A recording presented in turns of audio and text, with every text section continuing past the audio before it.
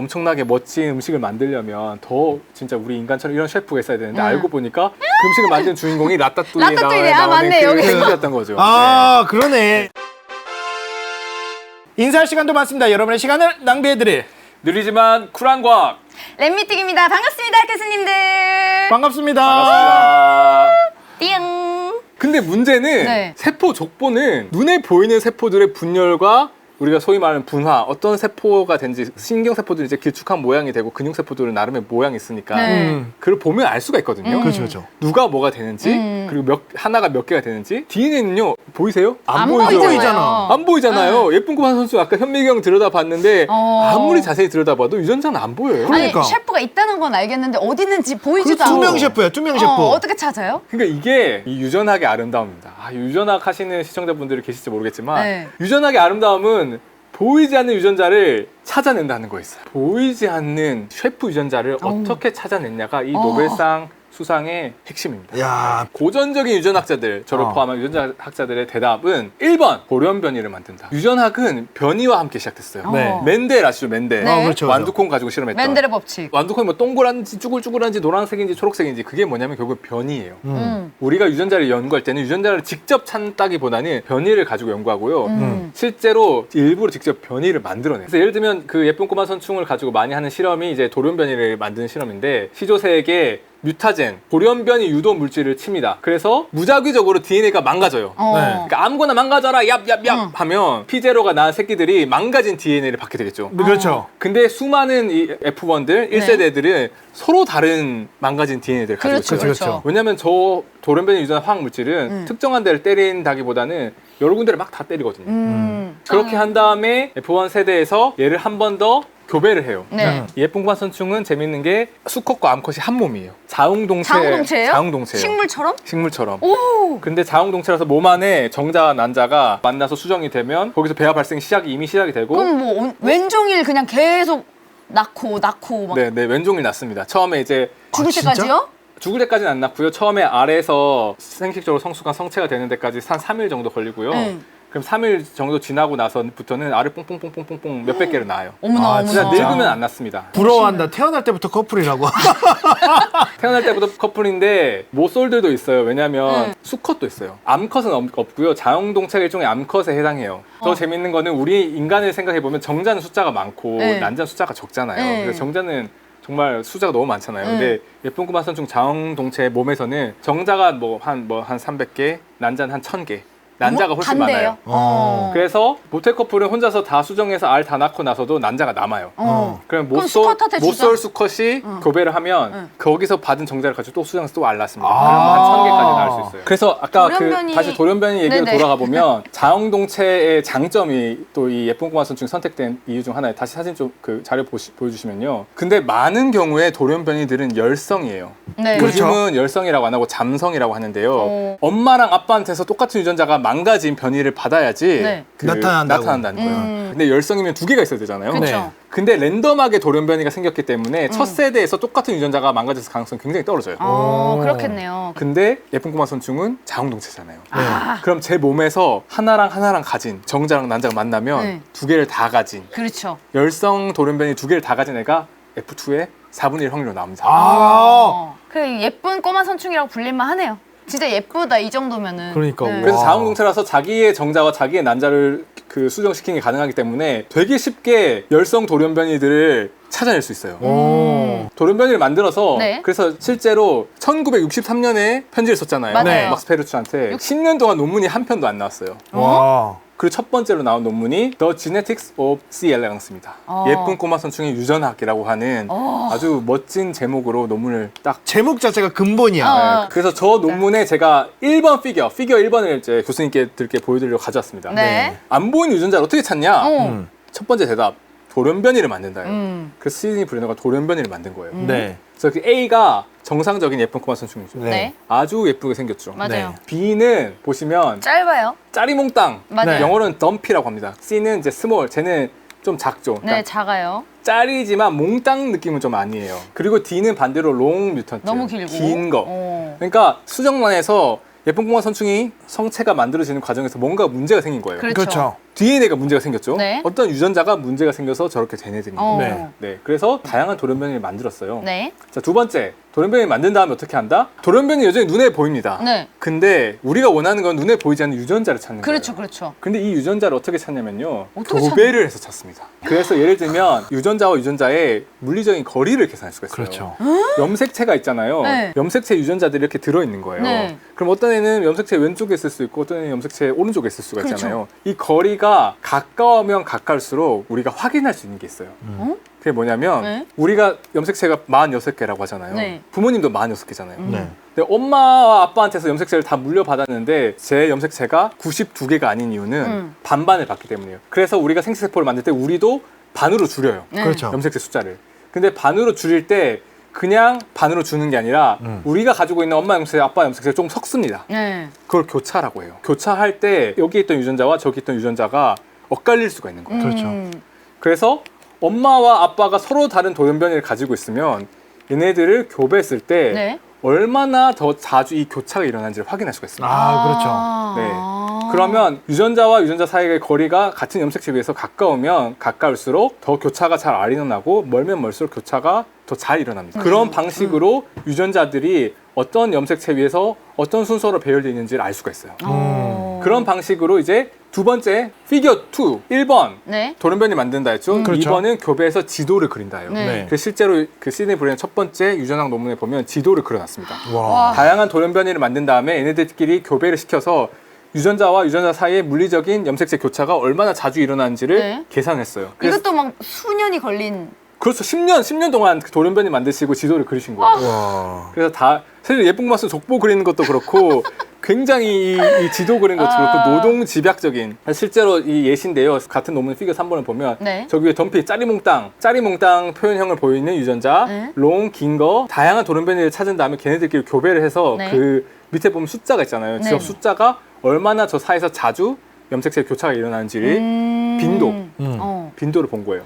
멀면 멀수록 숫자가 커지죠. 네. 가까우면 가까울수록 숫자가 작아집니다. 그쵸. 그럼 보이지 않는 이 유전자들의 물리적인 위치를 파악해서 지도라고 하는 게 눈에 보이게 만드는 거죠. 지금 그렇죠, 이제 눈에 그렇죠. 보입니다, 우리 눈에. 자, 그래서 이제 다시 우리 이번 노벨상 얘기를 족보 해야죠. 얘기를 돌아오면 네네네. 이 발생의 셰프 유전자를 어떻게 찾을 것인가. 그 유전자를 찾기 위해서 족보가 꼬인 돌연변이를 찾습니다. 근데 일부러 DNA에다가 돌연변이를 유도를 하는 거예요. 그러면 원래 정상적으로 이렇게 요리를 잘 하던 셰프가 몸이 망가졌어요. 아니면 정신이 망가졌어요. 그러면 이상한 요리가 나오겠죠. 그렇죠. 그렇죠. 그래서 그 이상한 요리를 만들어내는 애를 찾으면 거꾸로 범인을 찾아라. 셰프 유전자를 찾아내는 방식. 그렇죠, 그렇죠. 그러면 도대체 족보가 꼬인 것을 어떻게 찾을까? 이게 사실은 굉장히 어렵잖아요. 흥미로운 포인트입니다. 네. 예. 저는 이 부분이 아트라고 생각해요. 예. 아. 그리고 이 뮤턴트를, 이 돌연변이를 앞에서 예를 들면 짜리몽땅한 덤피 이렇게 붙였던 것처럼 이거를 린이라고 하는 이름으로 린. 린은 리니지의 약자입니다. 리니지 혈통 아닙니까? 개통이 세포의 혈통이 망가진 그 범인을 돌연변이다. 찾아라. 네, 논문의 제목도 리니지예요. 그러니까 오. 괜히 리니지에 빠지면 10년이 그렇게 날아가는 것이 아니죠. 네. 그래서 이제 2002년에 노벨상을 받은 F1 호비츠 교수님과 썰스턴 이제 돌아가신 썰스턴 이제 박사님이 이제 쓰신 논문이 리니지 족보가 꼬인 돌연변이를 찾아낸 네. 그 논문입니다. 어떻게 찾아냈냐? 그게 중요하죠. 저는 네, 왼쪽에 그렇죠, 제가 빨간색으로 하이라이트 해놓은 부분을 네. 간단하게 말씀을 드리자면 뭐냐면 아까 논문이 두 편이 나왔다고 했어요. 하나는 아래서 깨기 전에 발생 족보, 하나는 아래서 깨고 난 뒤에 발생 족보. 그렇죠, 그렇죠. 그러면 이분들이 생각했던 것은 아래에 들어있을 때의 꼬마 선충 만들어낸 셰프와 아래서 깨고 났을 때의 발생을 관장한 셰프가 아마 다를 것이다. 오. 그랬을 때 아래서 깨고 났을 때 발생을 관장하는 셰프만 망가진 애를 찾아보자. 왜냐면 일단 태어나야 되니까. 그래서 그렇죠. 연구를 할 수가 있으니까. 근데 그러면 그 아래서 깨어나고 나서 이제 포스트 엠브리오닉 후배아라고 하는데 그때의 발생이 망가진 애를 어떻게 찾을까? 이게 포인트인 거예요. 그렇죠. 다음 슬라이드를 보여주시면 빨간색으로 하이라이트한 부분을 보면 이렇게 좀 족보가 길게 늘어져 있죠. 네. 위에는 굉장히 타이트하게 분열하고 족보들이 갈라지고 있습니다. 네. Y축이 시간이거든요. 네. 아마 그 눈금 하나가 100분인가 그럴 거예요. 저 시간축은 똑같은데 뒤로 가면 길게 늘어져 있습니다. 네. 그러니까 말하자면 세포가 분열하는 속도가 훨씬 느려요. 그 이유는 빨간색 안에 있는 부분은 아래서 깨어나고 난 뒤에 유충이 자라날 때. 네, 예쁜 꼬마 선충 유충 같은 경우에는 유충이 1단계, 2단계, 3단계, 4단계를 거쳐서 탈피를 계속 반복한 다음에 마지막 되는. 탈피에서 성충이 됩니다. 네. 그 단계, 성충이 되기 전에 유충 단계에서 일어나는 발생이에요. 그래서 저거를 알에서 깨어나고 난 뒤에 일어나는 발생이라서 포스트 엠브리오닉 디벨롭먼트, 후 배아 발생이라고 합니다. 네. 그래서 그 후 배아 발생을 사실은 먼저 분석했어요. 네. 아마 벌레가 이제 깨어나고 나서 세포들이 분열한 걸 보기에 더 아마 용이했을 것 같아요. 네. 그래서 그 다음에 넘어가 보면 여기서 후배아 발생, 네. 저 빨간색으로 하이라이트한 족보에서 새로운 세포들이 만들어진 거잖아요. 네. 그렇죠. 그때 만들어진 세포들 중에 상당수가 음문을 만드는 세포예요. 영어로 벌바라고 하는데 네. 우리 인간에게 해당하는 해부학적인 구조가 아니라서 이제 음문이라고 번역할 수 있는데 음문은 뭐냐면 알이 나오고 네. 아까 말씀드렸던 수컷이랑 짝짓기를 하는 부분입니다. 아. 알 구멍이 있어야 되는 거예요. 어. 다른 몸에는 구멍이 없어야 되는데 네. 항문은 따로 있습니다. 네네. 그런 구멍 중에서도 이 알 구멍이 정말로 중요하겠죠. 생식을 그렇죠. 해야 되니까. 근데 우리도 2차 성징이 있는 것처럼 신기하게도 이 생식 기관의 발달은 알이 아니라 깨어나고 나서 유충 단계에서 많이 진행이 되는 거예요. 아. 그러면 만약에 네. 이 음문을 만드는 발생, 그거를 지휘하는 셰프가 갑자기 태워버려요. 파워버려요. 그러니까. 그러면 어떻게 되겠어요? 그럼 난 태어났는데 생식기가 없어. 성충이 됐는데 알 구멍이 없어요. 알이 낳을 수가 없는 거잖아요. 그게 그 참혹한 결말이 바로 안 돼, 안 돼. B입니다. 저기 제발. 왼쪽에 방금 말씀드렸던 논문에 B가 뭐냐면 추정을 하실 수가 있으시겠어요? 안에서 태어나나요, 혹시? 정답입니다. 저거를 뭐라고 하냐면 bag of worms, 벌레 주머니라고 합니다. 와. 알 구멍이 없으니까 알을 못 낳잖아요. 네. 근데 알은 계속 추정이 돼요. 그럼 거기서 배아 발생을 다 끝내고 알 껍질에서 나오는 거예요. 어머, 와. 어떡해. 근데 나왔는데 몸인 거야. 엄마 몸 하는 거예요. 어. 그러면 엄마 몸을 먹는 거죠. 이 돌연변이가 엄청 좋은 모델인 게 네. 잔인하긴 하지만 저 새끼들 결국은 엄마 몸을 뚫고 나와요. 그런 다음에 자기네들이 자라서 자기네들도 똑같은 운명이 되죠. 또 잡아먹히지. 돌연변이 벌레를 유지할 수가 있는 거예요. 보통 이거- 생식기관에 문제가 생기면 불임이 되면 이게 더 이상 세대를 번식이- 번식이 안 되잖아. 불가능하기 때문에 연구가 불가능해요. 네. 그래서 이렇게 벌레 주머니를 만드는 돌연변이 막 찾아낸 거예요. 네. 그럼 결국은 이거는 알을 낳는 것에 이제 문제가 생긴 돌연변이들이겠죠. 그리고 이들 중에서도 알에서 깨어나고 난 다음에 발생에 전반적으로 문제가 생긴다면 저렇게 될 가능성이 크겠죠. 그래서 실제로 워낙 이 두 분이 그 눈으로 들여다보면서 벌레 족보를 다 꿰차고 있는 분들이잖아요. 네. 쟤네들이 왜 음문을 안 만들까를 어. 들여다본 거예요. 네. 그래서 거기서 이런 리니지, 그 족보가 족보에서? 꼬이거나 망가진 돌연변이들을 다수 발견했어요. 그 중에 하나가 바로 이 이번 노벨상 수상의 주인공 중 하나인 린4라고 하는 돌연변이에요. 네. 그러니까 린 1, 2, 3, 4, 5, 6, 7 엄청나게 많은 돌연변이가 있는 거예요. 네. 그 중에서 림포는 뭐가 다른 거예요? 그 중에서 린4라고 하는 것은 이제 A 사진을 보시면 린4 같은 경우에 저기 안에 몸 안에 알이 가득 차 있는 게 보이죠. 보여요. 음문이 없어서 알을 못 낳고 있는 거예요. 네. 네. 그 밑에는 린14는 이따가 조금 더 얘기를 하겠습니다. 네. 근데 그 오른쪽 B를 보시면 파란색은 말하자면 아주 어린 유충에서 일어나는, 그러니까 어릴 때 존재하는 어떤 세포의 시조고요. 네. 저 노란색 이 세포는 조금 더 성숙했을 때 그 이제 생성되는 중간 시조예요. 네. 근데 린4 돌연변이 봤더니 족보가 진행이 돼야 되는데 네. 진행이 되는 것이 아니라 계속 되풀이가 되는 거예요. 그러네요. 그러니까 계속 또 음. 잘못된 족보를 계속 만들고. 파란색이 노란색이 돼야 되는데 노란색이 안 되고 노란색이 다시 파란색이 돼서 또 반복하는 거예요. 응. 네. 저걸 계속 반복하고 있는 거예요. 운명이 계속 반복이 되네. 그러니까 음문이라고 하는 것은 이제 나중에 유충 발생 후기에 만들어지는데 얘가 네. 유충 발생을 그 후기에 할 일 안 하고 계속해서 어렸을 때 해야 될 일만 하고 있는 거죠. 그러다 보니 음문이 안 만들어지는 거예요. 어. 뭔가 시계가 고장난 거죠. 그렇죠, 그러니까 그렇죠. 성숙해야 되는데 성숙하지 않고 계속 어린 시절에 피터팬처럼 머물러 있는 돌연변이라고 한다는 것은 유전자가 망가졌다는 것이잖아요. 네. 어떤 유전자가 망가졌냐고 할 때 이러한 유형의 유전자를 헤테로 크로닉 유전자로 부릅니다. 타이밍에 따라서 발현이 달라진 유전자란 거예요. 네. 그러니까 여기서 보면 이 돌연변이의 특징을 미루어 봤을 때 아마도 이 린4라고 하는 애는 알에서 깨어나고 나서 특정한 시기를 관장하는 셰프 유전자일 것이다 라는 추정을 한 것이죠. 발견자는 따로 있었다. 근데 여기서 이 발견자가 이 두 분이 아니세요. 오잉? 아 진짜? 저도 이번에 처음 알았어요. 오잉 오잉?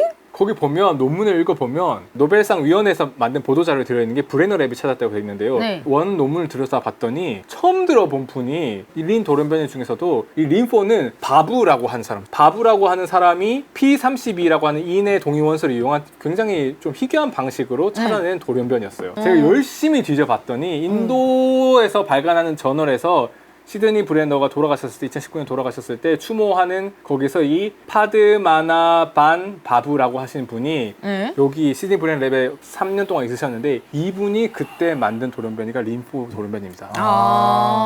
이분이 그러니까 사실 노벨상의 주인공이 된 린포 유전자를 네. 찾으신 분인데 아무데도 언급이 되지 않고 그러니까 왜 그런 거죠? 그래서 좀 안타깝다. 좀 그래서 저는 오늘 방송에서 이분의 그 이름을 크레딧을 한 한 번이라도 드리고 싶어서 제가 이거를 준비를 해왔습니다. 그렇군요. 네, 항상 노벨상 뒤에 이렇게 숨어있는 분들이 있어요. 숨겨진 잊혀진 그런 맞아, 이제 맞아요. 공로자들이 있는 것 같습니다. 네. 그래서 넘어가면 린포라고 하는 돌연변이를 찾았잖아요. 네. 그 돌연변이가 인문이 만들어지지 않는 이유는 발생의 족보가 꼬여서 그런 거다. 계속 피터팬처럼 어린 시절 머물러 있기 때문에 그런 거다. 네. 그러면 도대체 어떤 유전자, 어떤 헤테로크로닉 유전자에 돌연변이가 생겨서 망가졌길래 음문이 없어지고 세포 족보가 꼬이게 됐을까? 그렇죠, 네. 그렇죠. 그거를 찾을 호비츠 랩. 호비츠가 시드니 브레너 영국에서 연구를 하다가 MIT로 와서 자기 연구실에서 이 유전자를 찾기 위한 여정을 시작합니다. 1978년에 초기에 호비츠 연구실에 합류했던 포스닥 두 분이 바로 오늘의 주인공입니다. 다음 보시죠.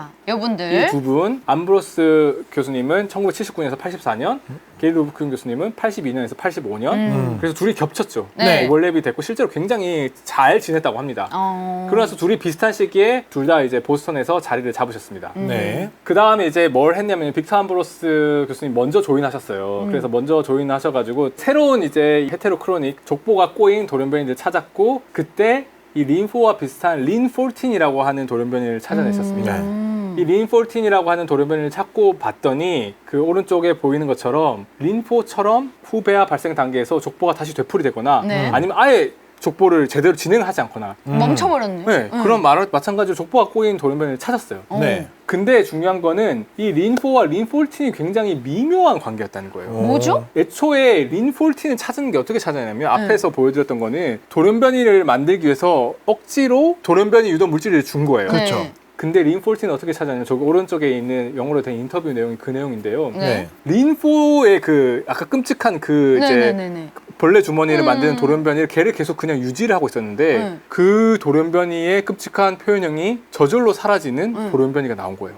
그럼 음문이 생긴 거예요? 그 린14이라고 해서 제일 밑에 나와 있는 애인데 네. 정상적이지는 않지만 아마 음문이 만들어지는 이제 돌연변일 텐데 이게 뭐냐면 왜냐하면 우리가 돌연변이 물질을 주지 않아도 예쁜꽁한 중 항상 돌연변이가 생겨요. 네. 뭐 복제를 잘못했다던가 자외선을 받았다던가 해서 실제로 저도 연구하다 보면 가끔씩 돌연변이 물질을 주지 않았는데 이상하게 생긴 벌레들이 나오거든요. 네. 그러니까 자연 변이가 나와서 린4의 그 돌연변이를 억제하는 변이가 생긴 거예요. 그러니까 이 말은 린4와 린14이 뭔가 미묘한 관계에 있다는 거예요. 그렇죠, 그렇죠. 린4의 효과를 린14이 억제를 해요. 그렇죠, 네. 그렇죠. 그런 관계를 이미 확인을 했어요.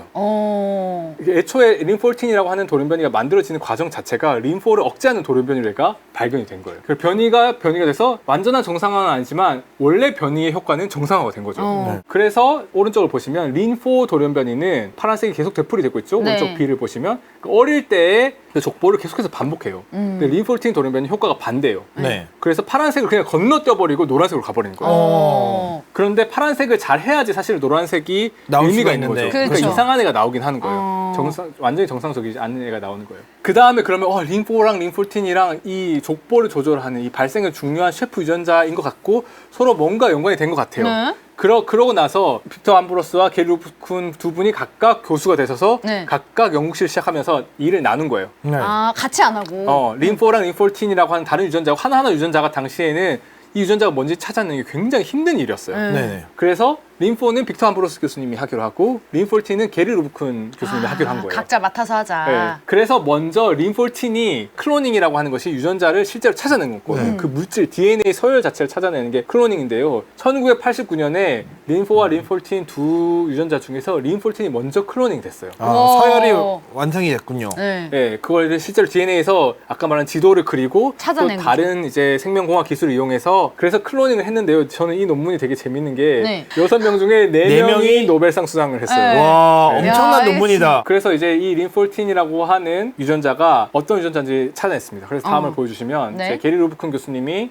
이 일을 맡아서 하셔가지고 얘는 단백질에 대한 유전자예요. 그 우리가 알고 있는 일반적인 중심 원리에 해당하는 유전자예요. 네네네. 그 DNA에 단백질에 대한 서열이 들어있고 RNA를 거쳐서 얘가 단백질이 나와요. 그리고 이 단백질이 핵에 들어가서 작동을 하는데 오른쪽에 보이는 게 예쁜 꼬마 천중에 핵에 이 단백질이 들어가 있는 사진이고요. 핵에 유전자들이 들어있잖아요. 네. 그러니까 얘가 셰프잖아요. 네. 그러니까 얘가 셰프로서 DNA 유전자 재료들을 들들 볶는 골라서 볶는 역할을 하는 거예요. 아, 들어가서 이제 지휘를 하는 거죠, 말하자면. 그렇죠. 야, 너 나와. 너 뭐 프라이팬에 들어가. 천기 올리고 백기 내려 뭐 어. 이거 막 계속 하는 거죠. 그래서 이 린폴틴이라고 하는 게 그리고 특정한 시기에만 켜진다.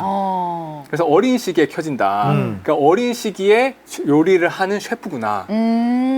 라고 하는 것을 알게 된 거예요. 네. 그래서 린폴틴 문제를 풀었죠. 둘이서 팀을 나눠서 한쪽은 린폴틴을 풀었고 한쪽은 린4를 풀기로 했는데 네. 린폴틴 돌연변이들을 계속해서 연구를 해봤더니 네. 좀 이상한 돌연변이를 찾았어요. 보통 린폴틴 돌연변이는 아까 말씀드렸던 것처럼 어릴 때 어떤 족보를 반복하는 게 아니라 건너뛰어 버리는. 네. 그러니까 파란색이 반복되는 게 아니라 파란색이 없이 노란색이 돼버리는 게 유전자가 일반적으로 망가지면 나오는 표현형인데요. 어떤 돌연변이는 반대의 표현형을 보이는 거예요. 그게 마치 린4랑 똑같은 돌연변이. 네. 오른쪽 아래 A, B, C를 보시면 네네네. B가 원래 린4에서 보였던 표현 그렇죠. 특징이에요. 네. 그러니까 파란색이 계속 반복되는. 그렇죠. 맞아요. 그리고 C가 린폴틴이 망가졌을 때 파란색을 건너뛰어버리고 바로 노란색이 되는 그렇죠. 그런 그 패턴인데 B 돌연변이가 뭔지를 찾아냈어요.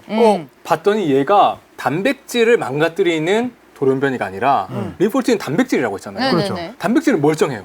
단백질에 대한 정보가 들어있는 DNA 뒷부분에 그 단백질로 번역되지 않는 부분, 영어로는 UTR, Untranslated Region이라고 하는 부분이 있는데 그러니까 네. 말하자면 DNA에서 RNA가 나오면 RNA 꼬리 부분에 단백질에 대한 정보가 들어있지 않은 부분인데 네. 그 부분에 돌연변이가 생겨 있는 거예요. 린4랑 비슷한 패턴을 보이는 돌연변이체 2개가 다 이 네. 꼬리 부분에 뭔가가 망가져 있다는 사실을 확인한 거예요. 뭐지? 음. 얘는 왜 똑같은 유전자가 망가졌는데 다른 돌연변이랑 정반대의 표현형, 즉 린4랑 비슷한 표현형을 보이는 걸까? 네. 자, 린폴틴에 대해서 이제 그 게리 루브큰 교수님은 많이 풀었어요. 네. 클로닝도 했고 무슨 유전자인지 정체를 팔아. 근데 림프는 대체 어떻게 된 거냐고요. 자, 그래서 지금 보시면 게리 루브큰은 제가 초록불. 네. 네. 그다음에 림포는 아직? 림포는 빨간불을 켜놨죠. 네. 자, 린14는 밑에 있는 걸 먼저 찾았는데 린4는 계속해서 못 찾았어요. 네.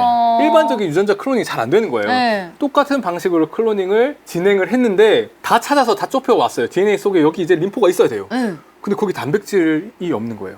오이? 단백질 서열이 없는 거예요. 그때는 일반적으로 우리가 유전자라고 하면 단백질에 대한 정보를 가지고 있어야 되거든요. 그쵸 그쵸. 근데 림포 유전자 부분에는 단백질이 없으니까 멘붕을 한 거죠. 네. 조그마한 DNA 조각을 네. 그러니까 정상적인 DNA 조각을 림포 돌연변이에다가 넣어주면 네. 얘네가 정상이 돼요. 그 벌레 주머니 돌연변이에게 정상적인 DNA를 넣어주면 돌연변이가 치유가 되겠죠. 네. 그러면 걔네들 정상적 멀쩡한 벌레가 됩니다. 그쵸, 그쵸. 우리가 레스큐 구조한다고 해요. 네. 그래서 레스큐 실험을 할 때 작은 DNA 조각을 넣어서 구조가 되면 그 DNA에 그 유전자가 들어있는 거예요. 그래서 빅터 암브로스 교수님 그 조그만 DNA 절편까지 찾았어요. 이걸 넣으면 얘가 구조가 돼요. 정상이 돼요. 그러니까 되겠다. 여기 유전자가 있어야 돼요. 근데 네. 여기 유전자가 없는 거예요. 저였으면 미치고 팔딱들이 노르실 것 같아요. 거기에 뭔가 들어있는 거 확실하니까. 사실 이건 유전학의 아름다움이 여기 뭐가 있는 거 확실하니까 그러면 단백질이 아닐 수도 있겠다. 라고 하는 생각을 한 거죠. 그렇죠. 그 당시에 그럴 수도 있겠다라고 하는 식물 쪽 연구 같은 것들이 있어가지고 거기에 들어있는 어떤 최종적인 단백질이 아니라 중간에 있는 RNA 즉 단백질을 코딩하지 않는 RNA가 림포이지 않을까? 라고 하는 의심을 하고 실제로 실험을 했습니다. 네. 오? 그래서 노던 블랏이라고 해서 네. RNA를 탐지할 수 있는 기술이 있습니다. 그렇죠, 그렇죠. 이 노던 블랏을 이용해서 림포라고 하는 DNA 조각에서 나오는 RNA를 찾았어요. 네. 근데 진짜로 조그마한 RNA가 들어있는 거예요. 그런데 그때 RNA가 조금 긴 거 위에 보이면 이제 이게 밴드라고 하는데요. 까만 게 네. 길쭉한 밴드 모양 생겼죠. 네. 밑으로 갈수록 이제 사이즈가 작은 거여서 린4S는 작다는 스몰이고 위에는 린4L은 롱 길다는 거예요. 네. 작은 거랑 긴 게 발견이 됐어요. 이건 어. 이따가 설명을 드릴게요. 근데 어쨌든 작은 게 진해서 조그마한 RNA를 찾아낸 다음에 조그만하기 때문에 우리가 스몰도 아니고 너무 작아서 네. 저 작은 거는 사이즈가 22개의 염기 서열로 돼 있거든요. 아. 글자 수로 따지면 22개밖에 안 돼요. 네. 보통 유전자들은 몇 천 개 돼요. 뭐 작아도 몇백 개는 되고 그렇기 때문에 몇 천 개, 보통 1000개 스케일인데 22개면 진짜 마이크로인 진짜 거죠. 얼마나 작다는 거예요. 그래서 저거의 서열까지 풀었어요. 오른쪽에 저게 린4라고 하는 마이크로 RNA 서열이 UUCCCUGAGA 이렇게 네. 요 서열을 담고 있습니다. 이제 퍼즐 조각들이 조금 많이 생긴 거예요. 요거를 알게 되면서 먼저 알게 된 거는 린4가 린14을 억제한다는 거예요. 그렇기 때문에 린14이 망가지면 린4가 작동을 할 수가 없어요. 왜냐면 자기가 억제를 해야 되는 대상이 있는데 얘가 없어졌잖아요. 그렇죠. 얘가 효과가 없는 거예요. 억제할 게 없는데. 네. 그래서 린14 돌연변이를 돌연변이로 치료할 수 있었던 거예요. 그 다음 두 번째는 린14이 아까 말씀드렸듯이 게리 루폰 교수님이 얘를 클로닝하고 봤더니까 네. 희한한 돌연변이, 보통 돌연변이랑 정반대의 표현형을 보이는 돌연변이에는 머리 쪽을 5'이라고 꼬리 쪽을 3'이라고 하는데 이 3' 꼬리 쪽에는 뭔가 일단 RNA가 만들어지고 나서 그 꼬리, RNA 꼬리에서 이 린14을 억제하는 뭔가가 들어있을 것이다. 그러니까 돌연변이가 있을 때 얘네가 효과가 반대로 나잖아요. 네. 그렇죠, 그렇죠. 원래 돌연변이가 생기면 망가져야 되거든요, 일반적으로. 그렇죠. 근데 여기는 반대로 돌연변이가 생겼는데 오히려 더 강한 효과가 났어요. 그 다음에 마지막으로 이제 빅터 암브로스 교수님 연구팀이 찾아낸 게 린4가 작은 마이크로 RNA다라고 하는 걸 찾아냈어요. 정체가 마이크로 RNA가 여기서 등장하는군요. 그러니까요. 그래서 지금 이거를 다 종합해보면 합리적인 의심을 할 수가 있죠. 린4 마이크로 RNA가 혹시 저기 희한한 돌연변이에 네. 들어있는 린14 린14 꼬리에 있는 그 부분을 억제하고 있는 게 아닐까? 자, 1번 퍼즐을 보면 린4가 린14을 억제하는데 어떻게 억제하는지 몰랐어요. 그러니까요. 네. 근데 린14의 꼬리 부분에 뭐가 있다는 걸 알았어요. 어. 중요한 게 있다는 거를. 네. 그리고 린4는 아주 작은 RNA예요. 네. 그럼 이 작은 RNA가 뭔가 이 꼬리에 가서 무슨 일을 하는 게 오! 아닐까? 근데 꼬리 쪽에 가서 얘네들이 작동을 한다고 하면 얘네들 RNA잖아요. 네. 그렇죠. 린4도 RNA고 린14의 꼬리도 RNA예요. 근데 이 RNA와 RNA는 DNA랑 DNA처럼 서로 상부적으로 결합을 할 수가 있어요. 그러니까 예를 들면 우리가 A면 T가 되고 G면 C가 돼요.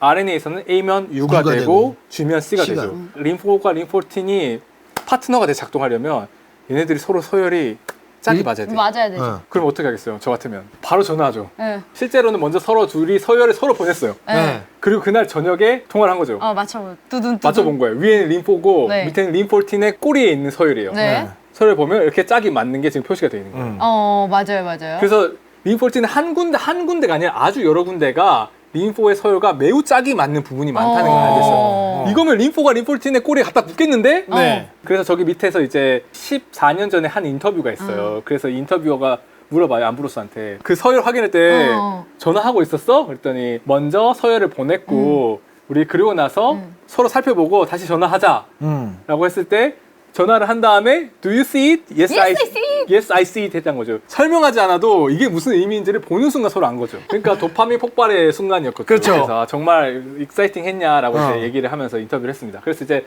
사실 저 순간에 노벨상이 결정된 거예요. 그렇죠. 저게 노벨 프라이즈 모먼트라고 할 수 있습니다. 제가 노벨상 해설할 때 이 장면이 설명이 됐었어요.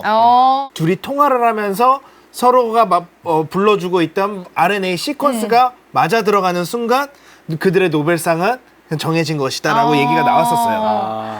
그래서 여기 보이는 게 딱 그 모멘트입니다. 그래서 서로 전화를 했고 이제 서로 확인했죠. 네. 그래서 린4라고 하는 것을 빅터 암브로스 교수님이 찾았고 게리 루폰 교수님이 린14의 꼬리 부분이 중요할 거다라고 하는 걸 찾았고 둘이 시퀀스를 맞춰보니까 쟤 둘이 붙는다. 네. 그럼 제가 붙어서 뭘 하겠구나.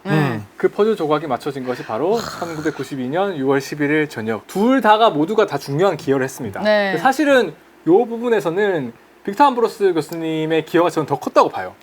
왜냐하면 이게 린4가 마이크로 RNA이기 때문에 그것을 마이크로 RNA의 존재를 처음으로 확인하고 발견한 것은 빅터 암브로스 교수님 랩이었습니다. 그리고 굉장히 대단하십니다. 흥미롭게도 그 실험을 하신 분이 빅터 암브로스 교수님의 아내분이세요. 네, 그래서 이번에 노벨상 수상자의 또 숨은 공신이 또 이제 아내분이시기도 한데. 그렇군요. 자, 그래서 이제 드디어 왼쪽에 원래 빨간불이 떠 있었는데 초록불이 됐죠. 네. 이 두 분이 1993년 12월에 셀즈에다가 백투백 페이퍼라고 하죠. 연속된 논문 네. 두 편의 논문을 씁니다. 각자가 해온 연구를 네. 린4는 마이크로 RNA다. 그리고 이 린14는 이 마이크로 RNA에서 의해서 어떻게 조절되는지에 대해서 완성된 스토리 두 분이 합쳐서 요게 이제 아까 말씀드렸던 제가 오늘 이해시켜드리고 싶었던 세 편의 논문 중에 두 편에 해당합니다. 어떻게 이 두 편의 논문이 나오게 됐는지 네. 말씀을 드렸고요. 이제 조금 이해가 되셨을 거라 생각합니다. 네네네. 다음 보여주시면요. 자, 근데 문제는 이거예요. 이걸 예쁜 꼬마 선충에서 찾았다는 거예요. 네. 그렇죠. 그리고 벌레의 음문을 연구하다 찾았어요. 그렇죠, 그렇죠. 그러면 벌레의 생식 기관을 조절하는 그냥 특이한 현상일 수 있잖아요. 그러니까 노벨 생리의학상은 생리의학상이거든요. 그렇기 때문에 사실은 처음에는 이 연구의 파급력이 그렇게 크지 않았어요.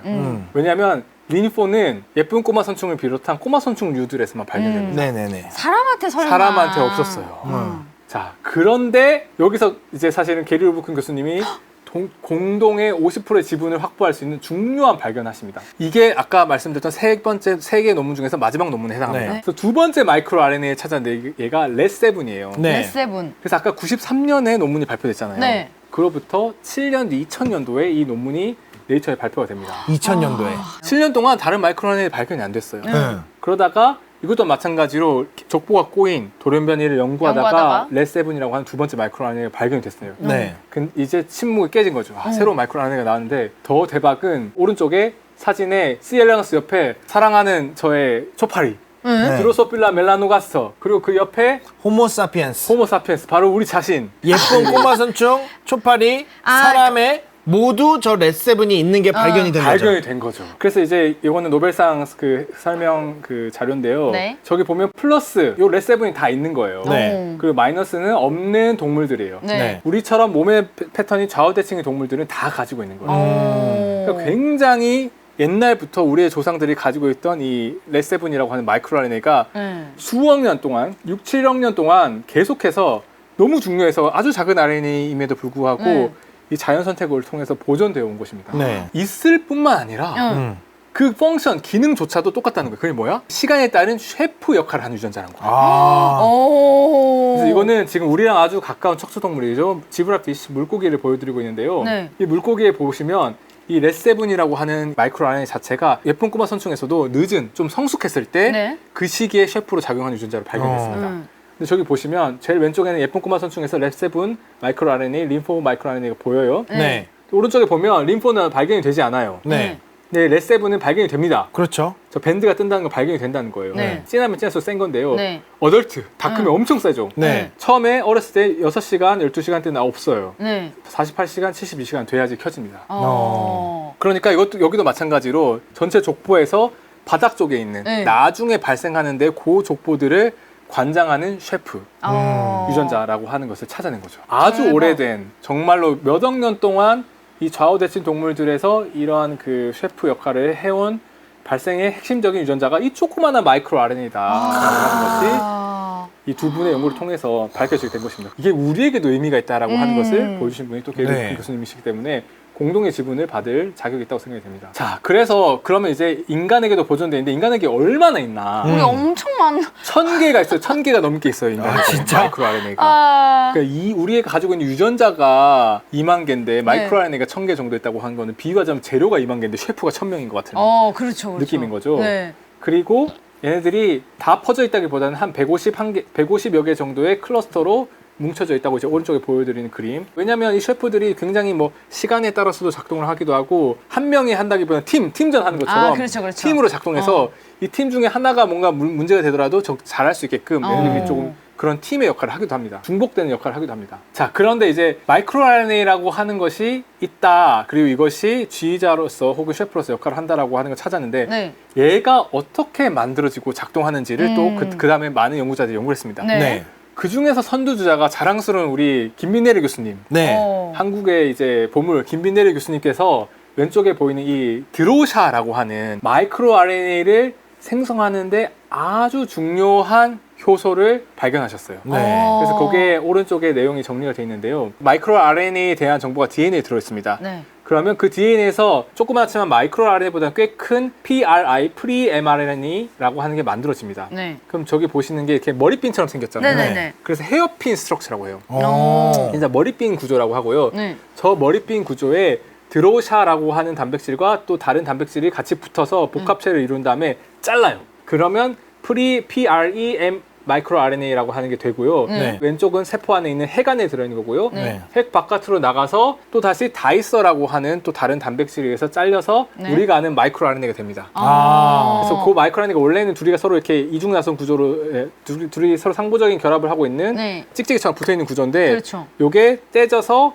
하나가 이제 다른 단백질에 들어가게 되고 그 단백질에 들어가게 되면 얘가 유전자 발현을 조절을 할 수가 있게 됩니다. 그래서 아까 말했던 꼬리 부분에 붙어가지고 원래는 단백질을 만들어줘야 되는데 단백질이 못 만들어지게 방해하고 이런 역할을 합니다. 이번에 김빈내리 교수님 사실 노벨상 때문에 너무 많이 거론이 되셨거든요. 네. 김빈내리 교수님 같은 경우는 마이크로 RNA 자체가 어떻게 만들어지는지를 밝혀내신 거죠.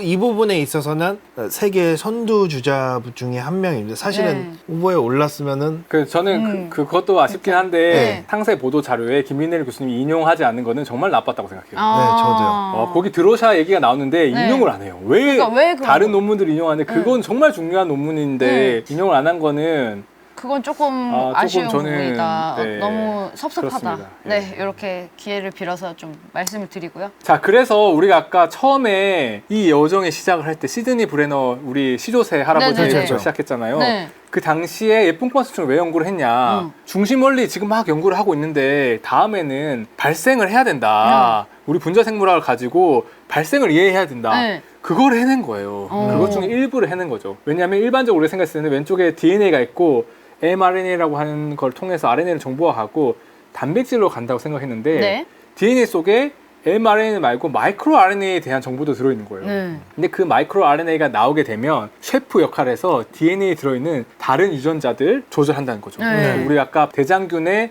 그 저당 조절, 저당 유전자 조절처럼 그렇죠. 이 우리 하나의 수정을 하나부터 다양한 종류의 세포들이 만들어지는 과정에서 유전자 재료들이 다양한 방식으로 조리가 돼야 되는데 그런 것들을 하는 중요한 유전자들이 있는데 놀랍게도 그게 대단하게 커다란 단백질이 아니라 미니도 아니고 마이크로 RNA가 그걸 한다는 것이 사실은 굉장히 놀라운 발견 같습니다. 첫 조만한 녀석이 네. 이 커다란 막 세포들이며 이것들을 다 관장하고 어떻게 보면 지휘를 네. 한다는 것이 그러니까요. 놀라 노짜죠. 우리가 생각하면 이제 재료들을 가지고 엄청나게 멋진 음식을 만들려면 더 진짜 우리 인간처럼 이런 셰프가 있어야 되는데 알고 보니까 그 음식을 만든 주인공이 라따뚜이에 라따뚜이네. 아, 나오는 맞네. 그 여기. 생물이었던 거죠. 아, 그러네. 그래서 이 마이크로 RNA라고 하는 게 말하자면 우리 몸에서 발생 과정에서 셰프 역할을 하는 유전자이기 때문에 네. 너무 중요해요. 그러니까 얘가 망가지면 온갖 질병들이 다 생길 수 있고 그렇죠. 그렇겠다, 암도 진짜. 막 생기고 네. 막 그럴 수가 있어요. 그리고 예를 들면 여기 보여주는 얘는 이 난청, 청각 소실과도 이제 마이크로 RNA 관련이 많이 돼 있다고 생각하는 게 왼쪽에서 오른쪽 갈수록 발생이 진행되는 거예요. 네. 그러니까 이게 지금 마이크로 RNA 헤테로크로닉 유전자들이잖아요. 네. 시기의 타이밍에 따라서 서로 발현이 달라지고 네. 거기서 각각이 셰프 역할을 하는 유전자들인데 보면 다른 종류의 유전자들이 이제 셰프 역할을 하기도 하고 어떤 한 종류의 셰프는 계속 있어요. 계속 산출해요. 그렇죠. 그런 애들이 망가지게 되면 당연히 그 청각기관이 제대로 형성이 안 되고 그럴 수밖에 청각이 없죠. 소실됩니다. 네. 그래서 마이크로 RNA가 1000종류 이상 우리 DNA 속에 들어있기 때문에 걔네들이 망가지게 되면 당연히 질병에 걸릴 수가 있고 그래서 마이크로 RNA들이 각각의 어떤 역할을 하는지를 잘 이해하는 것은 우리의 생리와 우리의 그다음 질병 치료에도 아주 중요한 의미가 있기 그렇겠네요. 때문에 노벨 생리의학상을 받기에 정말 부족함이 없는 아주 중요한 발견이라고 할 수 있겠습니다. 네. 야. 자, 그래서 이 4번의 노벨상을 예쁜 꼬마 선충이 받았거든요. 그렇죠. 네. 근데 이 4번의 노벨상을 어떻게 피어나게 됐나를 네. 저는 조금 같이 좀 얘기를 해보면 좋을 것 같다 생각하는 게 왜냐면 1963년에 시드니 브레너가 이 편지를 썼어요. 네. 자기 연구소장에게 나는 지금 핫한 거 안 하고 음. 트렌디한 거 안 하고 막 셀 네이처 논문 나오는 거 안 하고 앞으로 우리가 해결해야 될 미래의 난제를 먼저 선도하는 데 힘쓰겠어요. 네. 라고 했습니다. 그리고 10년 동안 논문 한 편 안 써요. 오. 우리나라에 10년 동안 논문 한 편 안 쓰면 살아남을 수 있을까요? 절대 못 남죠. 박탈. 네. 교수직 아니 박탈. 진짜 박탈은 둘째치고 이미 2년 차에 연구비가 끊기든지 그러니까 이제 그런 거 하지 않고 그냥 편지 한 장 쓰면 연구비 더 주고 하는 식으로 10년을 기다려 준 거예요. 10년을 기다려서 첫 번째 논문이 나왔는데 그것도 지네틱스 논문이었거든요. 네. 맞아요. 네이처 논문은 아니었어요. 네. 근데 모든 게 다 거기서 시작된 거예요. 그렇죠.